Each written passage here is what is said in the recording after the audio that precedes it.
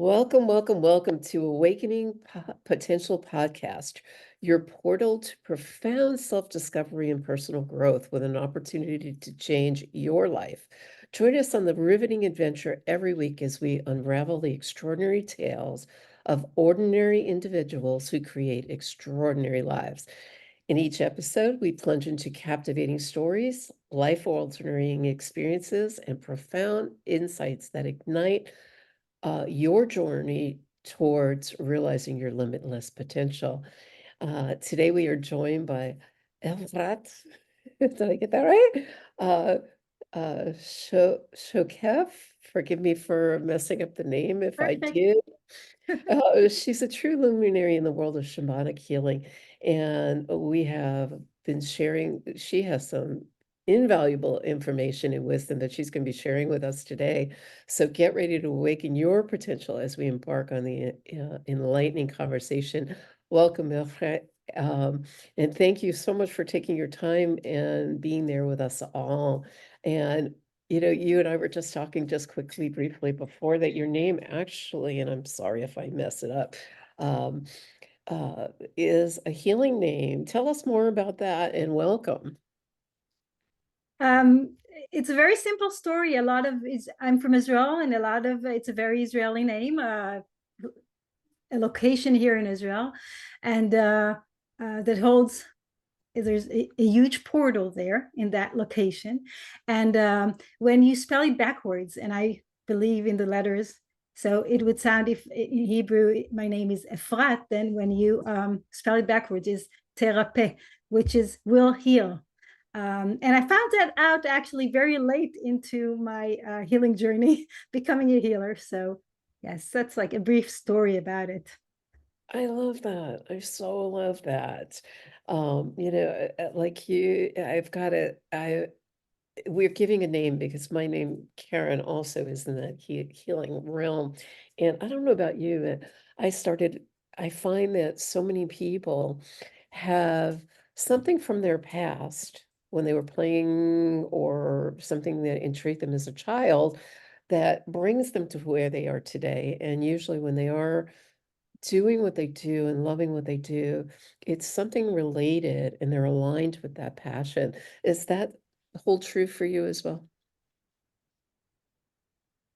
That's a challenging question.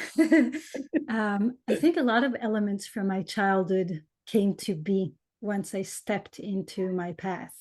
Mhm. But I resisted my abilities and who I am for years. I was doing everything I can not to be who I am, to be small, to be little. I have red hair, as you can see, Mhm. um, and it's you can't be ignored when you have red hair. It's like you're seen for miles, and I was, and I would just try. I tried to hide. So a lot of my passions as a child, especially regarding writing and storytelling, or were squeezed, were contracted, were hidden.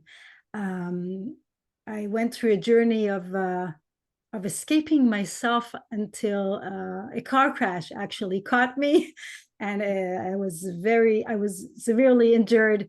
Spent a lot of time in the hospital, and then recovering and healing at home. And while the car crash happened, I experienced a near-death experience, which was a very clear mark saying, okay, you're not going to escape yourself anymore. Show up or don't be.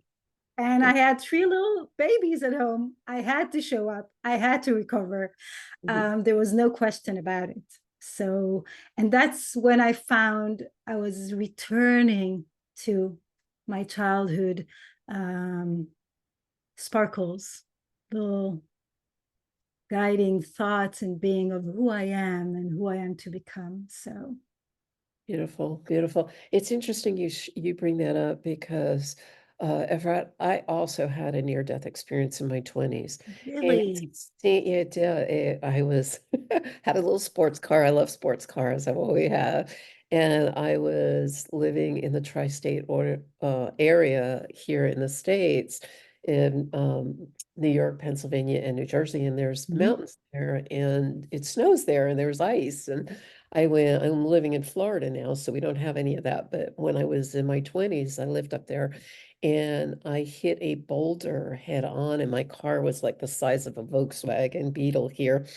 And I ended up in the hospital. This car spun around, hit the boulder, and I had a near-death experience where I saw the white light, and I never talked about it because I thought there was something wrong with me because nobody Mm. ever mentioned anything like that. And back then, I'm aging myself, but back then, like I'd never heard anything about it.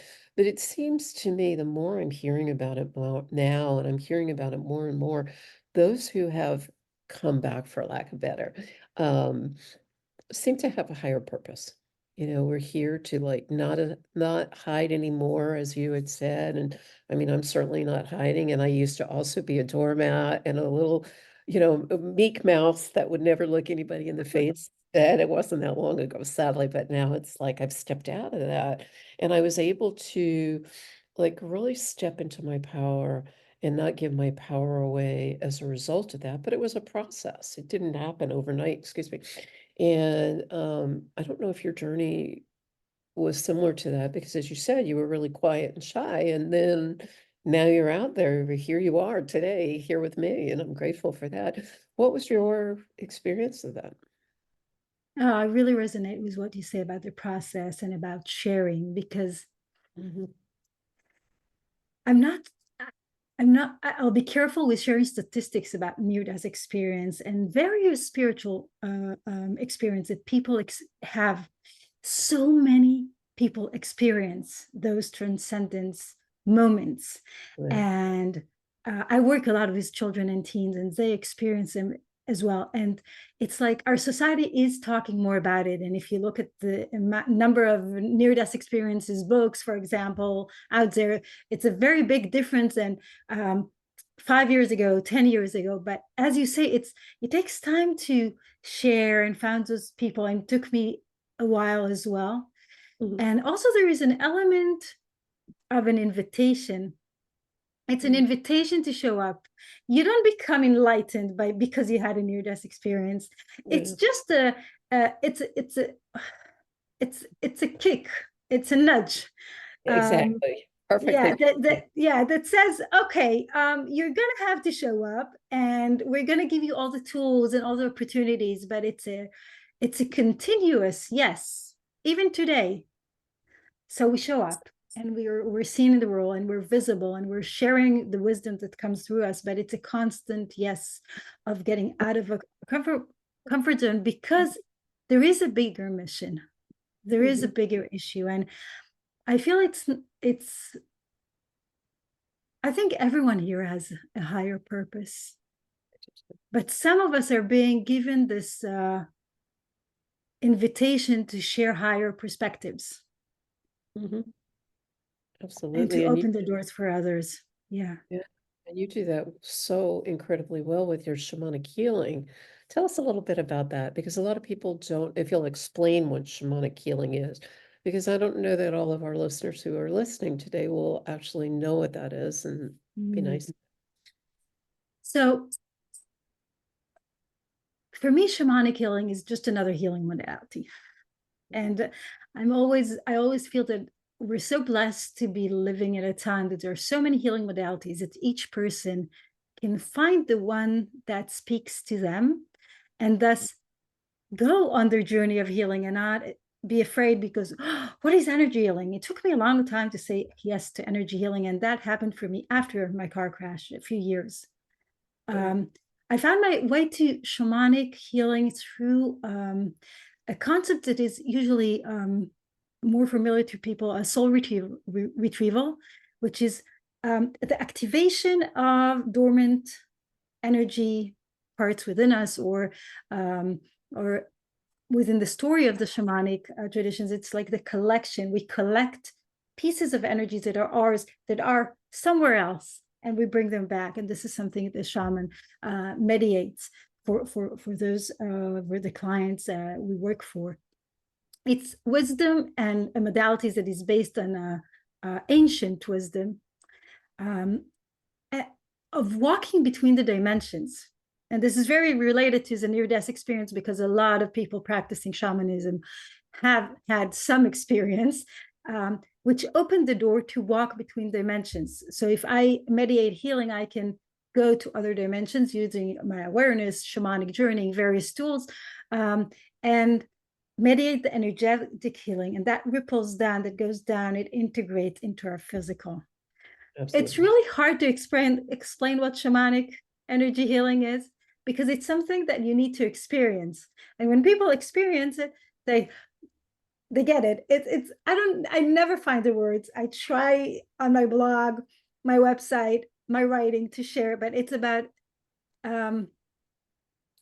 becoming whole in our energy. And that's why, and it's another set of tools, just like there are other modalities that do exactly the same. Depends what fits you. I don't know. That's like a bit of a vague answer, but I don't think I can answer that better than that. So it's one of those things you have to experience too. For our Yes. listeners who would like to experience it, your contact information will be in the show notes. But go ahead and give them just a little something where they can find you or find more about what you're doing. So I have a website, efratshokef.com. That's where you can find me. And I share on the website, I share a lot of tools, shamanic tools, like soul retrieval, like shamanic journeying. Shamanic journeying, you can find everywhere you live. There are shamans everywhere, shamanic practitioners everywhere, coming from different traditions. So while I enjoy working remotely, if someone has someone in their area, it's always much, much better, because you have that face-to-face connection. And shamanic journeying classes and in YouTube's, you can find it and everywhere, and people can join that. My focus is on work with children. So I take the tools and explain, how do we do shamanic journeying with children? How we do soul retrieval with children? How do we mediate shamanic healing to children? Especially because I feel that children are they're our future. And they are energetic beings just like we are. And they are on a journey just like Yeah. we are. And as soon as we recognize that as parents, and I feel that is one of the biggest gifts I received during my near-death experience, and the process of integrating it is, and saying yes, is that that understanding that we must pave the way, create all the conditions that the children need to be who they are, because they come with all the gifts. It's our social conventions that hit them from the various sides and makes their light smaller. And shamanic energy healing is very powerful and very nurturing for kids, because children journey anyway. They do, they go in, they use their imagination, and they travel to other dimensions, and they see energies. And if we nurture that, then we teach them how to do it in a safe way, in a positive way. We give them structure. And then they don't end up like most adults who journeyed as well, but had some scary experience. I'm sure you had that, like, and then you back away from it, when it's such an empowering tool to have that inner guidance. And like, I see the horse behind you while I'm talking, and that vision of riding forward with all of their light, with all of their beauty, comes to me. So just I'm glad you mentioned it, because for me, my core value is integrity. And there's a quick story behind that if you'd like to hear it. yes, please. So for me, it's all about energy. And the energy of a horse, and I have a horse here in Sarasota in Florida, and the energy of the horse for me is power, beauty, grace, and ease. And I know I embody that. I've learned to embody that energy, and I Beautiful. share that with my peeps, right? And when I was creating my logo for my business, Tranquil Solutions, I hired somebody to do it, and they plagiarized it. So I was going through all these, no, this isn't working. Just kidding me. Perhaps I'm not articulating, or I don't know, but it's just not there. And all of a sudden he showed up with that. And I was like, wow, that's it. It's speaking to me. It's speaking to my heart. It's speaking to my soul. That's what I want. And I shared it with my daughter. And of course, they're all techie, right? And my daughter says, Mom, they plagiarized it. You can't use it. So I searched online for Jean Tu. He is the artist and he's out of Indonesia. He's now on Instagram. So I'm always like singing his praises because his work is absolutely incredible and he does it all freehand. But my request, so I wrote to him and I said, my horse got struck by lightning and survived, right? So another survival. He got struck by lightning and he survived. And not only did he survive, but he and I are going to thrive and become catalysts for change. And I wanted the flames of his mane, right, to look like that, like to be symbolic of the lightning strike. And my guy that I hired plagiarize this. And I wanted to share it with you because the butterfly is all about transformation. And I wanted there to, if you look really close, there's a butterfly in the horse's nose. And I said, I really wanted, this. What will it take to, purchase it from you? And he said to me, he wrote back and he said, Karen, thank you so much for sharing this story with me and keeping the integrity in. I'm gifting this to you. So yeah, I get the chills every time Yeah, I tell no, the story. So, that's I get the goosebumps as well. That's such a beautiful story, and it's such a powerful image. And the little I know you, it is so you. And exactly. If you look up right, top, all the lightning strike is actually butterflies that wow. depicts the main. So yeah, very powerful for me. Wow. Wow. And such amazing values. Yes. I think when we walk who we are, when we show up with our integrity, Yeah, respecting others, yeah. with our power, then it comes back to us. And and What and goes it around? came yeah, it just came back to you. It was So it it, careful. it couldn't have been otherwise. That's what No, I pray for the children always, that that life will just come to them with its beauty. yeah. I'm glad you said that because, you've mentioned being a yes through, it's threaded throughout your conversation here. My near-death experience had me show up as a yes. And I remember reading, my daughter had gifted me a book called Oprah's The Year of Yes. And I didn't know what that looked like. I had no idea what being a yes was. I mean, I couldn't say no, but it wasn't really a yes either, And I had to learn that no is a complete sentence, period, dot. And as a people pleaser, it was very challenging, right? So I took on the year of yes, and I just kept showing up. And the more I showed up, the more opportunities, the more my self-esteem expanded, the more, my self-confidence, right? So stepping into a yes for you as well is obviously taking you on the journey with the children and this shamanic journey exploration, as it were. Can you speak to any of your yeses that has taken you to where Uh, you're today that will support the audience listening? yeah, I think that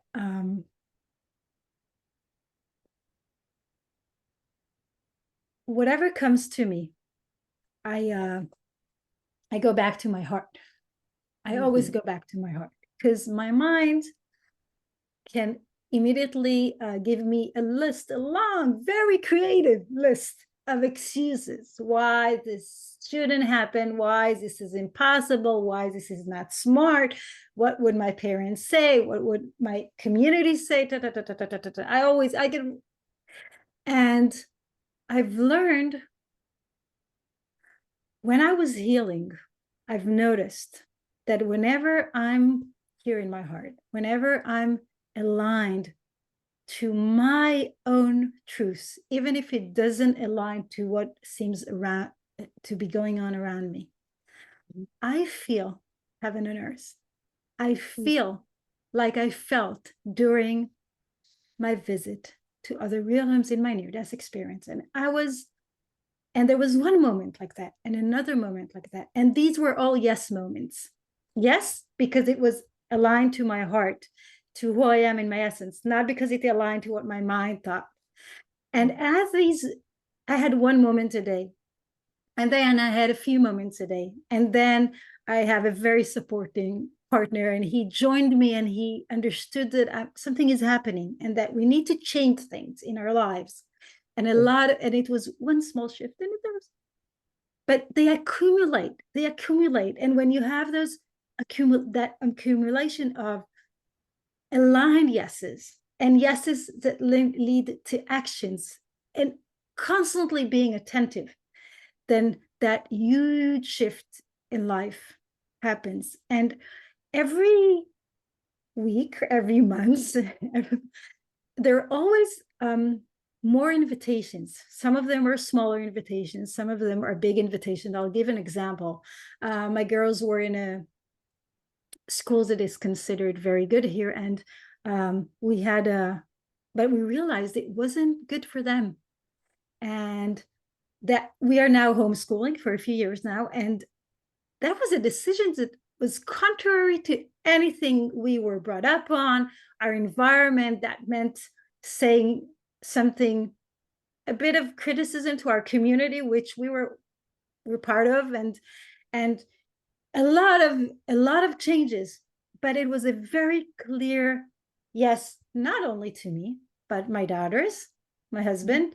It was a family decision, and it was saying yes to what we knew for ourselves, for our more than intuition, a very deep knowing and aligned and attentive guidance. But when you say those yeses, everything opens up. Absolutely.